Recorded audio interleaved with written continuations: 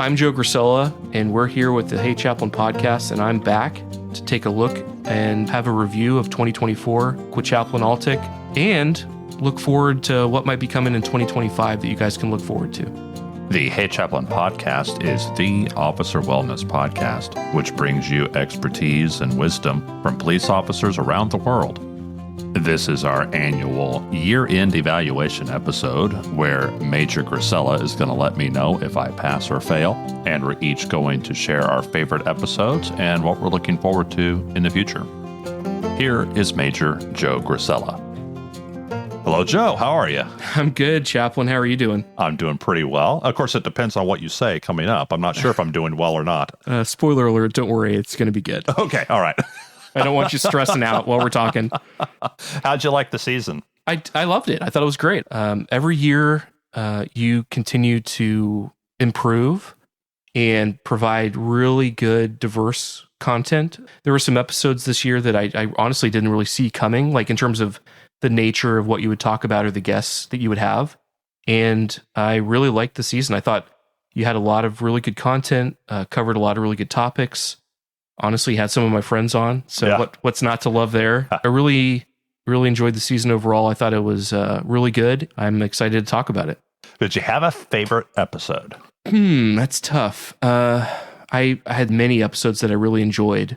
It's sort of, I find a lot of excitement and joy in an episode maybe that I'm not going into it. I'm not super connected to, or You like to be pleasantly surprised? yeah. And Yeah. that's okay. That's You're going to say, I know where this is going. You're going to say the firefighter, You aren't got you? it, the firefighter.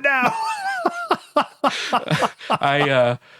It's always a friendly rivalry between police departments and fire departments. That's nothing new. Everyone knows that. But the episode with the cartoonist, going into that episode, like, I love art. I love cartoons. I mean, I read comic books and I read graphic novels, and I grew up in my home reading the newspaper and reading, the daily, comic strips. But so I had that going, but I was like, okay, firefighter cartoon. But listening to that episode, I guess it was 2, if I remember right, wasn't it? Wasn't it a 2-parter? Yeah, Paul Combs, episode 94 and 94.5. Yep, there you go. So 2-parter. I was blown away by that episode. He seemed like a genuine guy. Things that he discussed and experiences, it both professionally and personally, really struck home with me. And talking about his first lieutenant or shift commander, I can't always remember the terminology, but going in and or even backtrack a little bit. He talked about, like, not really even being interested in becoming a firefighter. And then, like, what was it? A buddy of his dad or grandfather had been a firefighter. And he said after like a 2-hour conversation, he was sold. Yeah. Basically, just got sold on one conversation. Yeah. Would it maybe have one conversation, maybe a station tour or something like that? Yeah, That was all it took. He went to a station Yeah. and he walked in and said he was just instantly like, this is where I need to be. Yeah. Like, what do you say? Like, I found my people, or I found my calling. And But that's so applicable across, and that's what I love about interviewing a firefighter or somebody in the Army or whatever.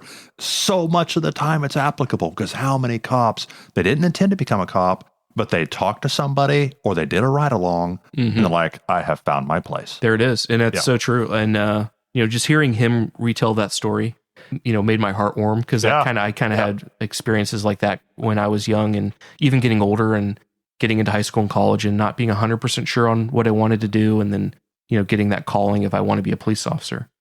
So that episode, and then, moving on, where he talked about his first lieutenant, I think it was a lieutenant that he worked for, and how he was like, described him as the Marlboro Man, and kind of tough, and that, not put up with any nonsense kind of guy. And then ultimately, taking his own life, and really struck home. And then because of your episode, I'll admit I wasn't familiar with his art. I wasn't familiar with his cartoon and his artwork and his body of work, I guess, if you will, and went in and looked up his website and looked at his art. Jared, I was blown away by his art. He's really talented. He's talented, and art is one of those things where it's very much in the eye of the beholder, and if it speaks to you, and just his art style and his talent, like, just like looking at his, I must have looked at every single one of his paintings on his website that were available for you to look at. Yeah. And they're gorgeous. They're just beautiful. But they're also poignant. Yeah. I remember him talking about his favorite one, I think, was like the Maltese Cross, and like, one firefighter telling another one, like, this thing owes you nothing, but it'll give you everything, or something like that. And I'm terribly paraphrasing it, so I apologize. But, just looking at that and just seeing like, oh yeah, that's true. He could draw that for a police officer, and it could be our badge or our shield. Yeah. And say like, this owes you nothing. It's not going to give you anything, but it is going to give you everything. And if you dedicate your life to it and those kinds of things. But no, I love that episode. It was a great one. I was actually in a training just maybe a month after that aired. And sure enough, in the PowerPoint came one of his slides. Did they pay him royalties? No. but it's out there. But people don't realize who he is. Right. Paul Combs. He's just an amazing illustrator and artist. He's something else. If I got the opportunity to meet him, I'd love to meet him. Because my wife's an art teacher, and she can do anything. She can draw, she can paint, she can do videography, you name it, she can do it. 3-dimensional art, clay, whatever. I love people that are artistic and can express themselves and convey things through their art. And I just love talking to people like that. I think it'd be awesome to meet that guy. Yeah. Did you have maybe an episode that was maybe one of your favorites once you got it all completed, recorded, and edited? They're all my favorites. Oh, it's like choosing a favorite child. Goodness, yes, yeah, I love them all. I was delightfully surprised by Kendra Brown. Okay, this was a recommendation from another chaplain in Oklahoma. Is she the beauty queen that became the police chief? Right. Yep. She did the Miss America. Right. Miss America or Miss USA? Miss Get America. It right, because I know there's a difference. There's a difference. I didn't know. I didn't know there was a difference. But she was Miss America pageant, system, and did that for a few years. And in the process of going through college and being in the Miss America system, which has got real heavy on academics and because that was the one that has the talent portion. Was that right? Yeah, you have to have one didn't have a talent. You have to have grades. You have to have it's not just a beauty contest. Okay. And so she kind of changed from musical theater over to criminal justice and ended up becoming a cop and is now a police chief in Oklahoma. And so this was recommended to me. They said, you really got to talk to her. And I get those requests all the time. I have an email inbox full of people I really got to talk to. And I'm like, I don't know. Some people, it's just going to be the same thing I've already talked to someone else about. I don't want to be redundant. That is exactly. And that's something that we've discussed before, where I think you have a strong desire to constantly bring something new and not tell a very similar story or something that you've already covered. I don't want to be the Department of Redundancy department. Yeah. And so that's tough. And so I went into this, I contacted her, and it went so well. I'm like, so she's really interesting, and this is something to learn about. And I'm not a big musical theater guy, but I know a little bit about that world. And we had a great conversation, and I was able to condense all that down into a nice, tight episode. And I was like, man, I was really impressed. My Navy SEAL, I didn't used to have a Navy SEAL. Now I have a Navy SEAL. There you go. And so, Jimmy Graham, he ran the shoot house for the Navy SEALs and then later for the CIA. Yeah. And that dude is interesting. And it was great, the stuff he had to offer. One thing that I was surprised by in that episode was the amount of discussion of his faith. Yes. I probably left another full episode of him talking about his faith on the cutting room floor. Yeah. Just because that's probably for a different podcast. Okay. But he is profoundly Christian. Yeah. I got that vibe listening to that episode. That is a big part of his life. Yeah. But I did not expect that. It was interesting to hear. I really enjoyed the episode with your Texas game warden. Yes. I thought he seemed like one of the most genuine. Yeah, that would be Scott Robertson from episode 91. I haven't heard somebody say yes sir, no sir. Oh, yeah. He seemed like the most polite guy. Yeah. And his experiences about, just different regions of Texas, kind of in the eastern part of Texas, kind of closer to Louisiana. Like Cato Lake. And behind the pine curtain or whatever you want to call it. And that was all interesting. He's in the part of Texas that still wrestles alligators. Yes. And he has done that. Yeah. No, the part that really got to me with that episode, though, is where he talked about his house burning down. And then how he was able to put such a positive spin on it. And I shouldn't say spin. He was able to pull such a positive understanding and take something so good out of that, what I think everyone would agree is such an awful experience. Oh, yeah, one of the worst disasters that can happen to you, have your home burned down. Oh, yeah. Yeah. I've been kind of there. A couple years ago, my wife and I, our house flooded really bad, and we were out of our house for 7 months and went through the insurance stuff and lost things and had to have our house fixed. And it was pretty awful. But I was able to pull some positives out of that too, and that's a very small experience compared to what he went through with losing his home, and how he was able to pull so many positive things, like almost like he kind of said like he was almost caught up in some things that it was almost like the Lord jerking him back and saying like, hey, no, focus on these things. And that's kind of the things that he pulled out of that, and then was able to have such a positive outlook on that. I thought that was really refreshing, and hearing him say that and not just phone it in, like you could tell he meant it. Yeah. And I am thankful for people like him. Yeah. Tim Eggebraaten is in a similar category for me. He's been on the show multiple times, and police chief up in Minnesota. He does music. That's kind of his gig right now, is going around doing kind of not exactly motivational speaking, but sort of. But my goodness, I get good feedback on the episodes he's been on. Oh, he seems like just a genuine good person. People like him, and I get emails about him, and they're like, "Oh, he was fantastic. The singing police chief, have him back again." And I brought him back. So. Well, he and one of the, I think the episode that you one, at least one of the ones that you spoke with him this year, is you were kind of talking about like almost like police culture and like informal leadership and impacting, positive things with people that you work with. And I thought he had some really good things to say about that, and kind of talked about, the culture of his agency. And even before I think he got on with them, he had new officers and kind of like how they carry themselves and what they did. And then he got in there, and then he talked about even some,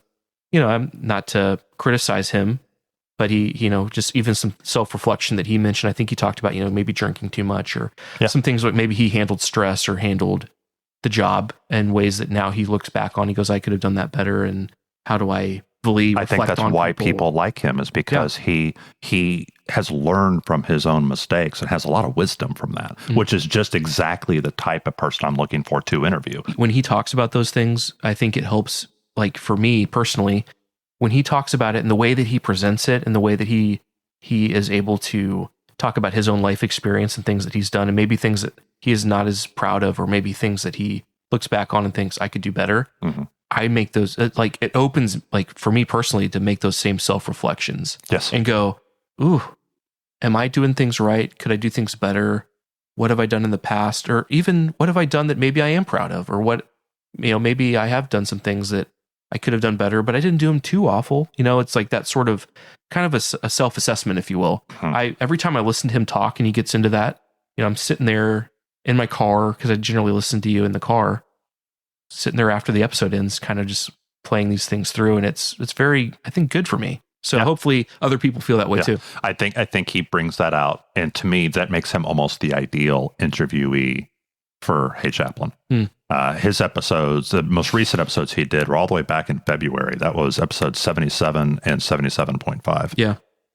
One that comes to mind for me is when he interviewed Kevin Steele, and he kind of talked about like multiple generations. Yes. Yeah. 3 generations in one police department. Yep. I've known 2/3 of that, two of the 3 generations that I've been able to have opportunities to work with them. And, like I think you had asked about, processing trauma and processing calls, and how does that work with like having the backyard barbecue or whatever. And him talking about, hey, there was some positives there, because we can kind of relate to each other because we've had similar experiences, and we can maybe feel a little bit more comfortable talking to each other about it, because we kind of know that you're not really, passing on, maybe the fear of passing on like secondhand trauma or whatever, you're able to just kind of air it out there. It is nice that they could have a peer support meeting within their own family. That was kind of nice. No, but a lot of respect for him. I had an opportunity. I was a young patrol officer when he was a very senior leader on our police department. And then I had an opportunity to work with his son. And do you remember if you knew that his dad had also been a cop at KCK? Did you know that at the time?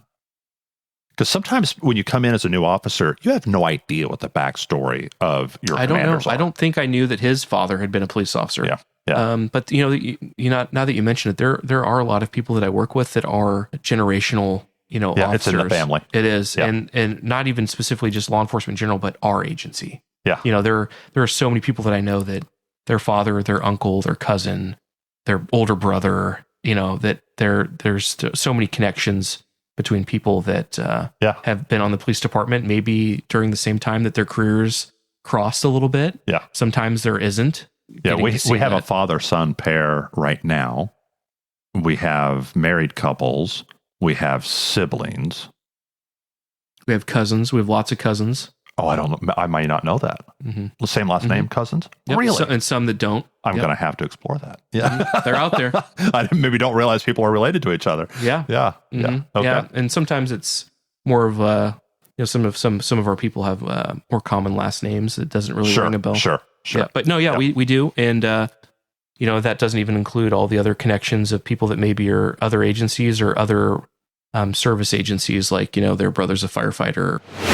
All right, so let me run through my top 10 countries currently. So this is current as of the end of 2024. Okay. My top 10 countries, of course, United States would be number one, and by a wide margin. Now, it's not as wide as it used to be. It used to be almost 95%. Now it's down around 90%. Okay, so the competitors are closing the gap. The other nations are closing in. And so the rest of the list looks pretty similar to past years with some exceptions.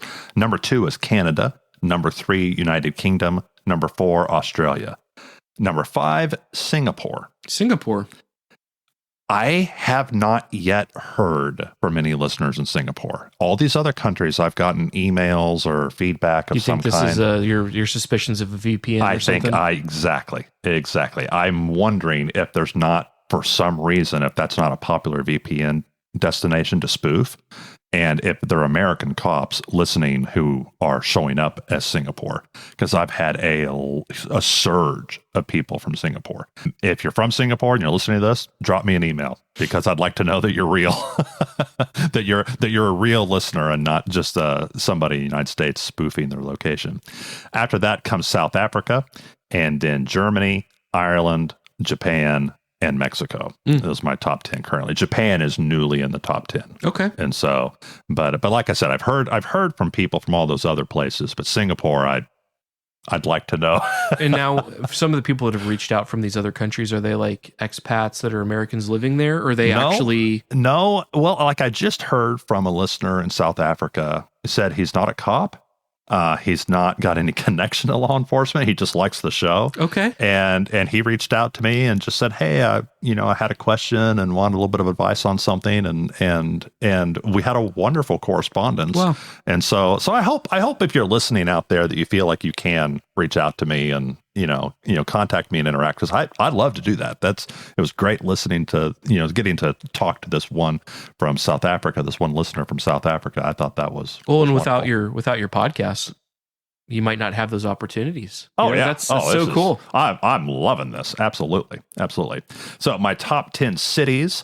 Now, this is excluding anything in the KC Metro. Okay. So I'm not including Overland Park and Olathe and Kansas City, Missouri. And those are all my top 10. There's so many local people who listen to me that's quite a bit. But outside of Kansas City, it starts with St. Louis, which is a new number 1. Oh, wow. And then Chicago, Charlotte, North Carolina, Denver, which used to be my number 1 city, is now down in 4th. Sounds like they need to pick up the slack. I know. And then Dallas, Texas, Los Angeles, California. I got a lot of people out in Riverside and Los Angeles County and LAPD that are listeners, and good. Shout out to them. Then Phoenix, Arizona, Oklahoma City, Oklahoma, Houston, Texas, and rounding out the top 10 is Indianapolis, Indiana. Indianapolis. I was just driving through there. Yeah. And so, you say you listen in the car. One of those could have been you. Might have been me. You're welcome, Indiana. Another theme that I've had this year, that I've always had to some degree, but I've maybe leaned into it a little more, is outsiders. Okay. You've already mentioned the firefighters and our Navy SEAL. I'm deliberately looking for people like Major Hachinsky, the Army doctor, who has never been law enforcement, never been a first responder, but he's a combat veteran and then became an Army doctor. And I felt like he had a lot to say about leadership and was able to speak to my law enforcement audience. So I'm not abandoning the law enforcement, focus. It's just that I am deliberately reaching out to people that I think can speak into law enforcement, and I'll still, the majority of my interviews are still going to be cops, but I am deliberately finding people like firefighters and military and other, psychologists and others that can speak intelligently into the law enforcement experience. And so I am doing that a little bit more. I didn't know if you noticed that I'd had a few more of those. But oh yeah, I noticed it. And I think it's a great idea. I think that there's so many parallels and connections with so many of those other fields or career types, or just things that people do in those fields can be very similar. There's some connections. There's overlap. Yes. There's overlap, and both sides can speak to the other to a degree, and maybe have a little bit of an insight of maybe what they've gone through or what they've experienced or what their life is like. Maybe not 100%, obviously. Right. There's a lot of difference there, but I don't necessarily know what a firefighter's shift is like, but I kind of have an idea. I work around them. Right. Yeah. You're adjacent. Yeah. Firefighter adjacent. That's right. And so I'm trying to do that more. And if you listen to the show in a podcast app or some other kind of player that shows the individual art for the episode. Oh yeah, I've noticed that. You've got like different symbology. I will put a badge in the lower right corner of, it'll be a Maltese cross for a firefighter. It'll be a little Army star for somebody in the Army. So you kind of know at a glance if you're listening to someone outside of law enforcement. You can kind of know what you're getting into before you open up the episode. Yeah, there's a little clue there if someone's interested. Yeah, I like it. It's cool. Yeah. It's kind of neat too, as you like couple times this year I found myself kind of scrolling through episodes to make sure I didn't miss one, and you can kind of see that, and it was kind of like, oh, okay, I kind of have an idea maybe what this episode might relate to in some way. Yeah. Well, then you get the police tape that I put across the bottom, where it's color coded, and you can tell this is a part 2 episode and this is a bonus episode, and you kind of spot that at a distance. Yep. And gives a little bit of variety in there. I like it. It looks good. Yeah. All right. So you had an episode where you kind of talked about a whole lot of things you'd still like to cover in the show. Yes, my 99th episode. Okay. Yep. Do you think you covered a lot of different things, a lot of topics, a lot of people you'd like to interview? I'm hoping you're going to maybe get some of those crossed off the list in the coming year. Oh, I hope so. I really do. There's so many good ideas there and a lot of leads that if I had more time, I've always said that if I hired somebody, the very first person I would hire with the money that I don't have, like a scheduler, is like someone to schedule. Mm-hmm. Yes, somebody just to reach out and make contact and develop this idea so that it becomes an actual interview. Because once it's an interview, I love doing the editing and all that stuff. Because I think a lot of people despise and really have a lot of agony over editing. You enjoy it? I love editing. I love doing that. That still feels artistic to me. Okay. To craft an episode and to, so here's the question, to make it flow. Yeah. Are we ever going to get like a director's cut of a previously released episode? Most of that I have archived. I do actually have the raw cuts of a lot of stuff. We got a lot of audio lying on the cutting room floor, it sounds like. Most of it is me saying, And so most of that's not really worthwhile. I do have a couple interviews where I deliberately kept the raw file because I'm like, there's a whole other interview here. And I think that I think there's another episode, and maybe it's not for this podcast, but I don't want to just delete it. Right. And so I do have a lot of that. Yeah. The 99 ideas thing.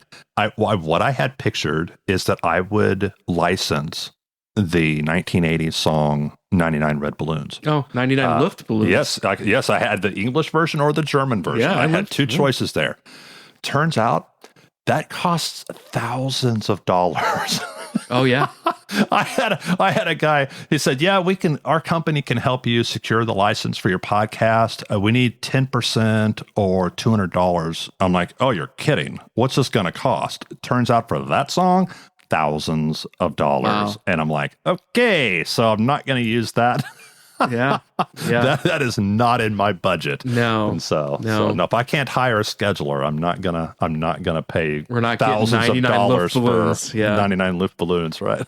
No, one thing I was thinking about too with maybe the future of the show is I've really loved some of your episodes where you interview people on a specific topic. Mm-hmm. You've had like Halloween episodes, you've had ghost stories, you've had discussions of equipment and cars and things like that. Do you have anything? Maybe you can give us a little taste. Is there anything coming down the pipe or ideas on topics that maybe you could interview people and get a bunch of little vignette stories about? The longest gestating one has been the detectives. Okay. I have some detective stories I've been sitting on for almost 2 years. I recorded some people way back and have not yet used their content, because I have been trying to develop a set list of questions to ask detectives. And every time I have another detective on the show, I ask them some of those questions. And so I'm building an archive. Okay, so it's going to come. We're getting it someday. It's a lot of it's already recorded. It's just not structured. And there are so many detective related topics that I'm like, man, should I take all of their excerpts that are just on this one really narrow topic? Should it be kind of potpourri? Should I edit it by tone? There's just so much. There's so much that could be its own podcast. And so that's tough. It's almost too big. And that's where I've gotten stuck creatively, is how do I make it small enough to fit into one or two episodes? That would be tough. It's almost too big.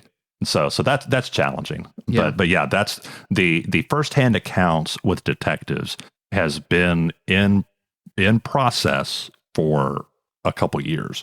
And it continues, and it will get done. It's just a matter of figuring out how to make it manageable. That's fair. Yeah, that's very fair. I will say I do love those episodes when you get to hear a bunch of people, have the same prompt or the same topic, but they give their perspective on it. I really that's one of my favorites too. Especially through multiple generations of policing, or where you have somebody that's maybe working in different decades, and it's a little bit different, a little bit similar. It's kind of reassuring to hear that from people. I like that. It is more work to do a compilation episode. Just all the editing involved. Yes. I'm taking, instead of dealing with one recording that I'm editing down, I'm dealing with 5 or 6 recordings that I then have to edit down and then merge. Yeah. And that becomes, if you've ever seen somebody editing music where they've got 20 or 30 tracks, there's multiple vocals and multiple instruments, that's the kind of complexity that it goes from being really simple editing a podcast to really complex. Oh, I bet. And because all those need to be balanced out to where they all sound really high volume versus right. They've low. all been recorded on different microphones and through different ways. Some of them are over the internet, some of them are here live. It becomes kind of challenging to make that sound good. And it's not that my podcast sounds perfect. I'm sure there's some audiophiles out there that cringe at some setting that I have wrong, but I have a certain standard that I try to reach, and that creates a lot of work to make that all. But you're kind of a perfectionist too, though. Like a little bit. You want it to look good. You want it to sound good. You want it to be professional. It's awesome that you do that because you have the patience and the dedication to make it that way. For a person that's also a listener of the show, I just want to let you know on behalf of, I'm sure, the vast majority of your audience, that we do appreciate the level of polishing and just the effort that you put in here, because it is a really good product. It's really well done. Well, I appreciate that. And you saying that makes it absolutely necessary that I thank the people that support the show, because I have sponsors that support this show. They're individuals. They are giving support to the show, and they're basically paying for that editing software, the different internet subscriptions that I have to process my audio files and to host my audio files and to do all the things that I have. And in fact, a new addition this year is that I finally paid for the domain HeyChaplain.com. Oh, nice. I own that now. That is mine, and I've bought multiple years, and that is, I have secured that. So they don't have to Google me. You don't have to search for me. I'm not lost. You can just type in HeyChaplain.com, and that takes you to the page that my web host has. And that is hugely helpful. From there, they can listen to it, or they can then follow the links out to Apple or Spotify or whatever. And so that is only possible because people are giving me $5 or $10 to support the show. Yeah. And that makes it possible for me to do this because it's expensive. I've spent thousands of dollars to make this thing work. And those little gifts really help me. So I got to thank those supporters again. So I know we talked about your website, right? And we know that there's, you have that and people can find you there. we always talk about this, but we may have somebody that didn't listen to the show, or maybe they're new to the show, just to make sure, what are all the ways that people can find your show? In the episode description, which on Apple Podcasts, you kind of have to go looking for it. There's an pull-down menu that says go to episode description. Okay, and get like more detail on right. it. Okay. In those notes, the show notes, there is a way to text the show, and I literally get a text from you. I can't respond back, but it's kind of like, it's called fan mail, and it's something my web host does. And so you can send me a text. I've got an email link in there. I'm on Facebook and Instagram. Okay, how do they find you on those platforms? Hey Chaplain Podcast. Okay. On both of those platforms, you can find, and you'll see promos for each week's episode and other just little random stuff, especially on Facebook. It's easy just to throw, to share somebody else's post or something funny. And so both of those social media platforms are a good way to get a hold of me. And then buymeacoffee.com is still the platform that I use if someone wants to give to the show. To help support. Yep. I know that Buy Me a Coffee stuff really does help. So if you have a couple extra bucks, it goes a long way for the show. It really does. It adds up really fast. And people are like, it's only $5 or it's only $10. I don't feel like that's helping very much. I'm sorry, I can't do more. First of all, no one is required to give. This is a free resource. And if someone can only give $5, man, you don't understand. If 100 people give $5, that's just bought me a new microphone. That's huge. That would be the best thing ever. And so please don't feel like, oh, it's only $5. That really matters to me. And it really, really helps. Don't ever feel bad about that. If you're able to give a couple bucks, and that's your hard-earned money. Yeah. And if you're able to give that to support the show, I know that you appreciate that. It's a big deal. Your dad has been one of my longest and most faithful supporters. He loves the show. And he, at $5 at a time, he's giving away your inheritance. Dang it, Dad. No, he is a huge fan of the show, and he supports it whenever he can. That's awesome. That's awesome. Well, I appreciate him. Yep.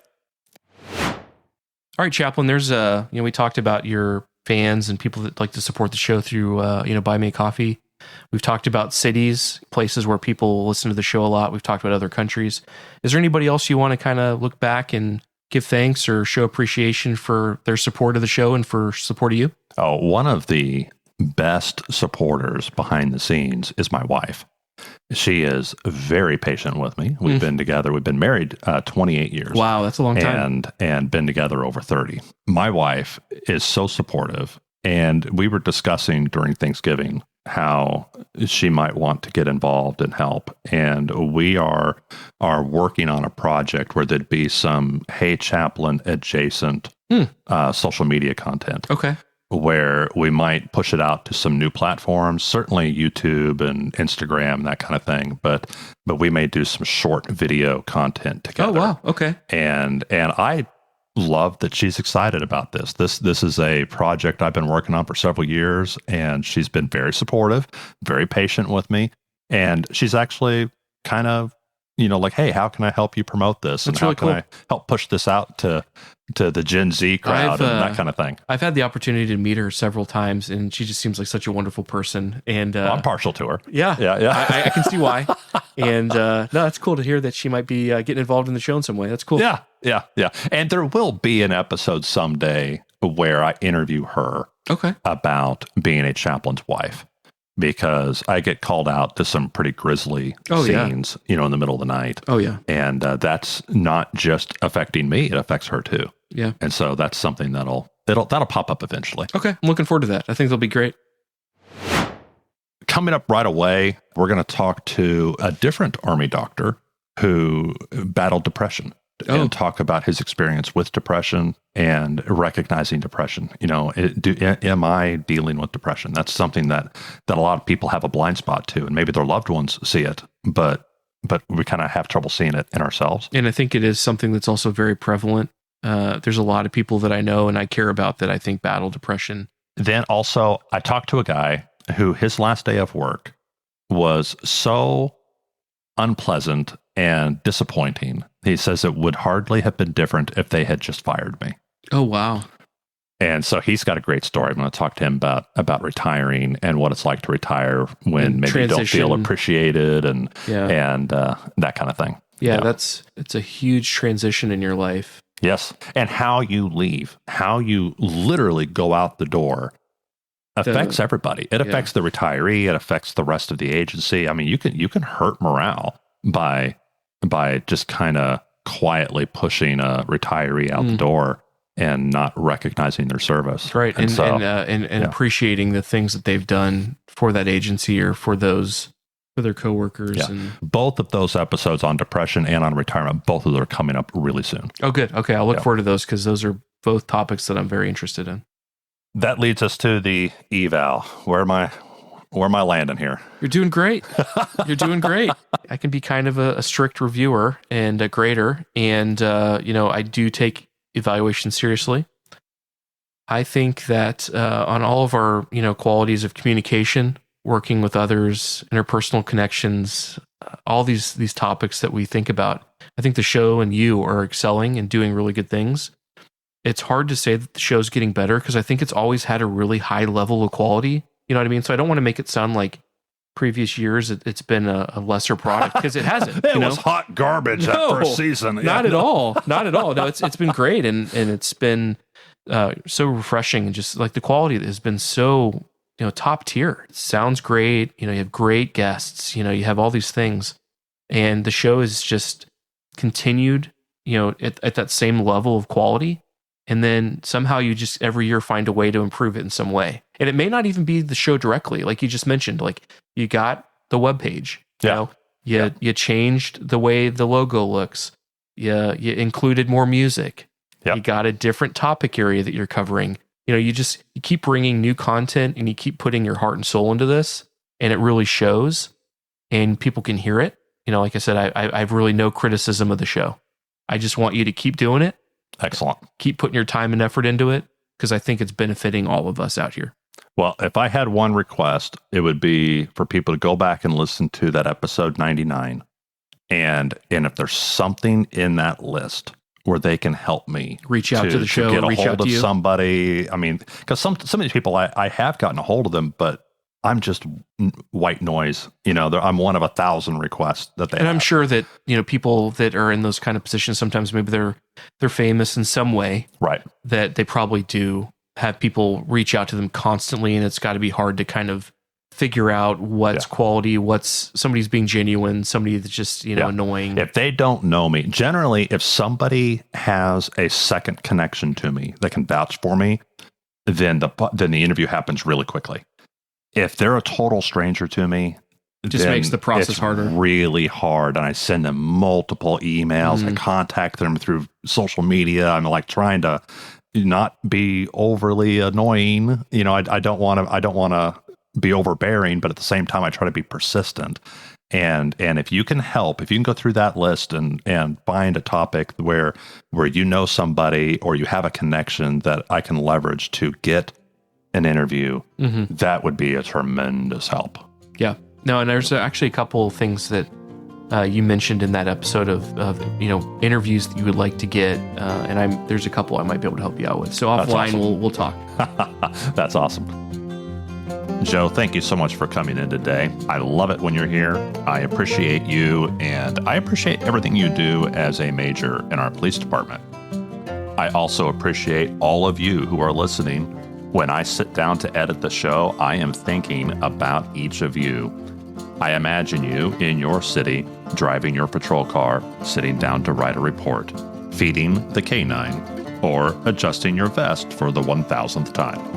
I want you to know that there are thousands upon thousands of us that you will not interact with, but we think of you and we appreciate you. Thank you for serving in this noble profession. On the next episode of Hey Chaplain. It's this tough guy mentality. I'm a wrestler. Been a wrestler since I was 13. I'm a national veterans wrestling champion and colonel, combat vet, so what do tough guys do? We continue to try harder. We push harder. And wrestlers even have a term for this. We call it gut it out. And that's what I was doing. And the harder I pushed, the worse I got, the deeper I sank. And I was just sinking in this deep, deep, deep, miry pit.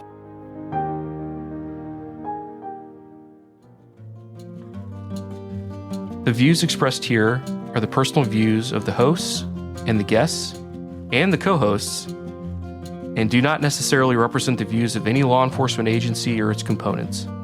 If you liked what you heard here, please share this episode with a cop or someone who loves a cop. And as Jared always says, take them to the app and show them how to access it, because they're not going to know. Thank you for listening today.